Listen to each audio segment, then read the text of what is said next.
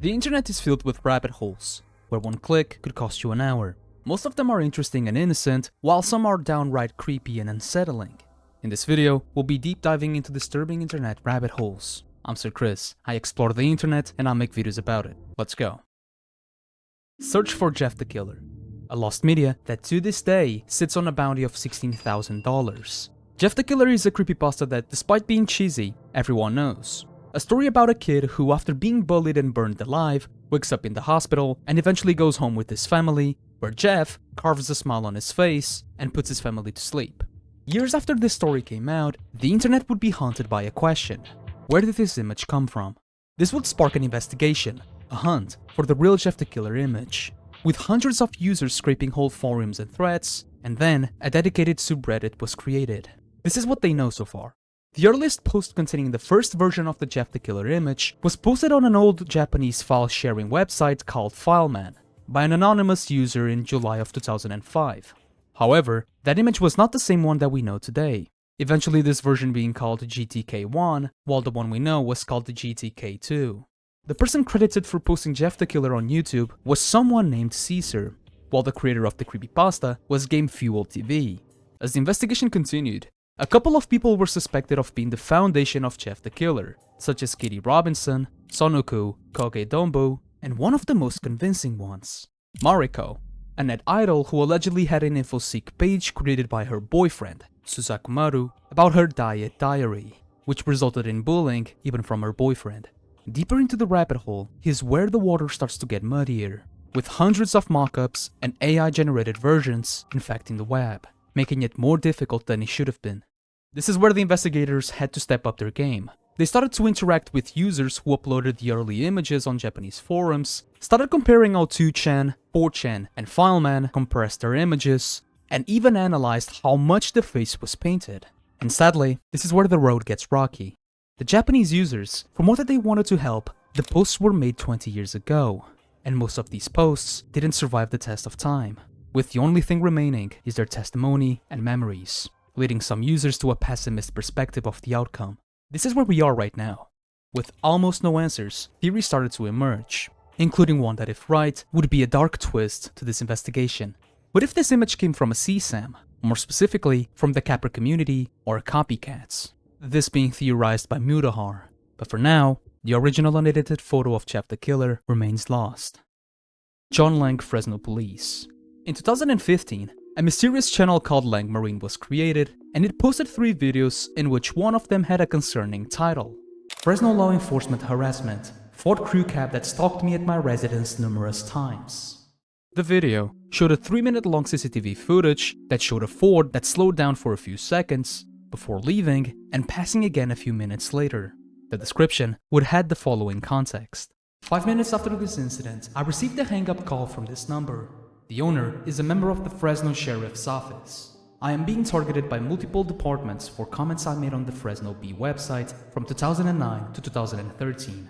Comments that were critical of the way Fresno PD and Fresno Fire Department utilized their budgets. Posters on the Fresno Bee using the then Disqus comment system were supposed to be anonymous. However, Fresno Bee employee Jody Murray shared Fresno Bee log data and IP address information with Jared McCormick, Fresno Sheriff Sergeant, who then utilized the provided information to retrieve names and address information in order to maliciously track down, stalk, and harass Fresno Bee commenters, including myself. And under this huge text had a link. The video alone led many to believe that the creator was being paranoid, or that he suffered from a mental illness. But let's slow down. This channel was owned by John Lang Paul, an activist who constantly spoke against the corruption within Fresno Police Department in a local paper.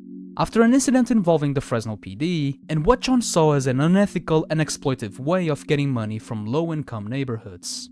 Allegedly, the Fresno police were scanning license plates of cars in a private retail parking lot, only to detain those who were committing violations when they left, being him one of the victims. As mentioned before, one of the website's employees gave his name and IP address to a sergeant in the Fresno County Sheriff's Office.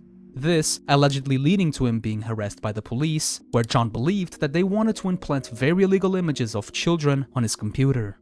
From here onwards, his video simply showed mundane recordings, such as a man walking his dog at 11:30 PM, in which John believed to be an agent in disguise. a bug in which his camera stopped recording for 20 minutes, he thought it was a hack, an incident where at 2 AM, police cars and a fire truck passed by with the lights off but the sirens on, to even weird recordings, such as a dark van recording his house with what he thought to be an infrared thermal imager, a group of cops on the other side of the road at 10 PM, standing there for no apparent reason, only to eventually go away.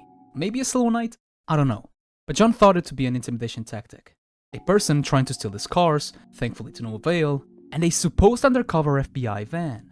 But on the 17th of January of 2016, John posted his last video called Carpet Cleaning Van, which showed a white van from a new business that was parked in front of his neighbors, only for one of the men to drop a flyer and leave. Its description is slightly unnerving to say the least. If I turn up missing or dead tomorrow, remember this van. I've been causing the city of Fresno a lot of problems recently, which I now regret.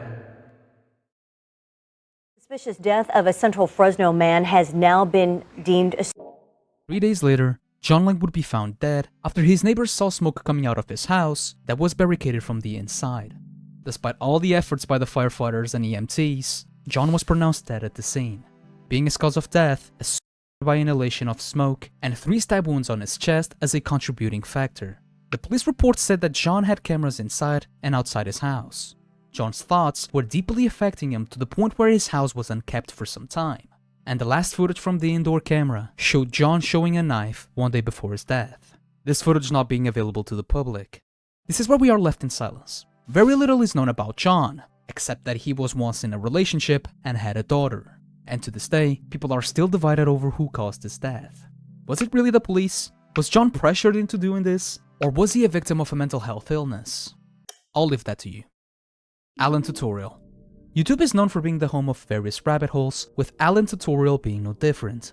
In 2011, a channel by the name of AlanTutorial was created and began posting several tutorial videos that never made sense, such as how to make mail into Square, how to upload a YouTube unwrap video and fill a cup with water, and hack 2TB hard drive mod, brother trick, glow in dark. In his videos, Alan constantly seemed confused, taking weird options, misnaming objects, stuttering, and even finishing the video even though he had just started. Thanks for watching. This made people question whether this was done on purpose, if Alan was nervous, or simply in a bad mental state. And these questions would only increase as the videos progressed. In the spooky clown makeup tutorial, Alan for some reason wanted to use a knife for his facial painting, seemingly unaware of how dangerous it was. Despite being a YouTube anomaly, these videos were nothing more than weird and innocent videos from a person who perhaps suffered from a mental or developmental disability. Until we dive deep enough. In the middle of the how to make a double-barrel World War II Italian fighter video, someone can be heard constantly banging on the door, despite Alan telling him to stop several times. Hold on. Who? Yeah? Stop. Stop it.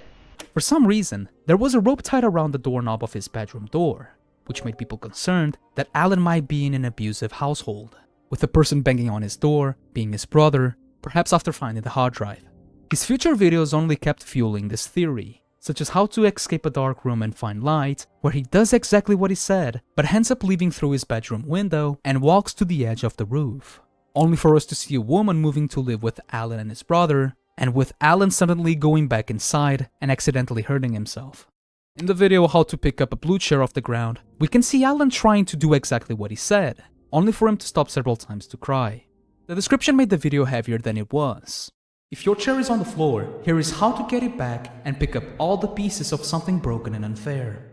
On the AC installation is where Alan starts to get clumsy with his tutorials. He cuts his hand trying to fix the AC and breaks his bedroom ceiling and hurts himself with the debris. That incident apparently being his last straw, resulting in him being expelled from the house, giving him no other option than to run away and survive in the wilderness, thus beginning his descent into madness.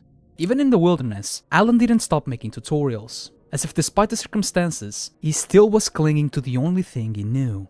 Alan is eventually captured, and is put in the back of a truck, which its walls were covered with quote-unquote affirmations. The beatings shall continue until morality improves. You are not beaten until you admit it. If everybody is thinking alike, then somebody isn't thinking. Don't put off till tomorrow what can be done today. There are no problems, only solutions. Only solution, smile. Alan would eventually be locked in a small white room, being forced to do tutorials with whatever was given to him. To combat this, Alan decided to stop and started covering news. However, this didn't last long, since his captives bribed Alan into doing tutorials again. Despite the saddening circumstances, his videos get worse. Eventually, Alan's captives neglect and possibly abandon him, thus making him live in the middle of the filth. And the series ends with Alan breaking a hole in the wall and escaping, never to be seen again. This series has a lot of theories. The first one being the most obvious. A man who struggled with a disability who found comfort in making tutorials as a way to cope with his struggles. Sadly, one of his videos ends up being his last straw, eventually getting Alan kicked out of the house by his brother. A year later, Alan is captured and is put in an asylum, and there he's forced to do tutorials for money, only for him to eventually escape and never to be seen again, probably dying. Or a broken man descending into madness after the death of a loved one, either by or in the line of duty, most likely being the first due to the chair constantly appearing in the video wherever Alan goes. Nevertheless, an interesting rabbit hole made by the creator of this house has people in it. Smart Schoolboy 9. Viewer discretion is advised. This rabbit hole is one of the most disgusting, and it came to the surface on YouTube in 2024. In April of 2024, a user by the name of Numerous Cuts would make the following post on Reddit. I came across a reel randomly, and it led me down this rabbit hole of people using AI or dressing up pretending to go to school. They all seem to have high heels. Is this an age play thing, or something more sinister? This post would eventually be caught by Nick Crawley, who then brought this creepy rabbit hole to the spotlight. This post would show a few accounts on Instagram, starting with TruthSticks11, which had weird, creepy, and sickening posts of an AI-generated child. These accounts were said to be monitored by mothers, but in reality they were puppet accounts of a 59-year-old man by the name of David Alter. All of his accounts had something in common: highly edited photos with ridiculously unrealistic proportions, a strange style, and posts with disgusting messages about school uniforms, high-heel mini boots, and children. David would pretend to be a kid and would self-project against those who called him out, and more ironically, he was an hypocrite. But this rabbit hole goes even deeper, with his puppet accounts interacting with each other, with David commenting on other children's posts, and even with his statement about school uniforms being used in a newspaper in the UK. Thankfully, this case gained a lot of attention, to the point where schools have warned their students to not interact with such accounts. People started theorizing whether David was mentally ill, if this was a account made by a predator preying on children online, or simply a troll. Either way, the authorities are aware of this individual, and this is still an ongoing investigation, so if you find new accounts created by him, do not interact, and stay safe. Dr.Gloves. A mystery that used to haunt 4chan. In 2014, a user of the website 4chan and Death Attic, named Master, or better known as Dr.Gloves nowadays, appeared and began to make his own graphic content that disturbed even regular users of these communities. This same user posted several photos which were divided into series between 2014 to 2018. The first was called Walk-in Cooler, in which the perpetrator was seen with and mishandling organs and fetuses. The name of the first group of photos is very likely deceptive due to the sweat. In the first photo, a heavily used broiler pan and a utility cabinet can be seen, which led users to believe that this specific photo was taken in his house. The second series is called The Morgue, and the location has thankfully been found, but not disclosed due to it being an ongoing investigation. In the photos, Dr.Gloves can be seen mishandling several dead corpses of infants, choking them, and even mocking them. And this is where the perpetrator slipped up, or so we thought. Users found that in one of the photos, he was wearing a badge with the name Edwin Bollians, a real person who lived in California, but that was photoshopped as a way to deceive possible investigators. With this couple of photos, users would find the brand of the equipment used by the facility, Mortec Manufacturing, which is an American company whose majority of its business takes place on the West Coast. The third series had various photos of Dr.Gloves with a 9-year-old child. Sadly, to this day, she remains unidentified. The fourth series was called Medically Vulnerable Children, which showed exactly what the title said: children who are medically vulnerable attached to ventilators, while Dr.Gloves mocks them by putting his hand on top of their mouths and noses. One of these photos thankfully revealed that they were taken inside the Dignity Health facility in Southern California due to their specific pattern on the blankets. Slowly but surely, investigators were getting closer. But now this raises a few concerning questions. How did he have access and the time to do this to the patients and take photos without ever being caught? And is he still an active mortician? And if we take a look at the photos, this only points out to something. it is very likely that he is not operating alone. Eventually the real posts on 4chan were wiped out due to it breaking their guidelines, but most of them thankfully were saved by a couple of investigators. And thankfully, in 2022, the San Bernardino County Police opened an official investigation, and in 2025, the website created to haunt Dr.Gloves received an update saying that the individual or individuals known as Dr.Gloves were thankfully identified. And here, we are left in the dark for now. Since you watched the video until the end, what about more horrors? Thanks to our Patreon support upon, and new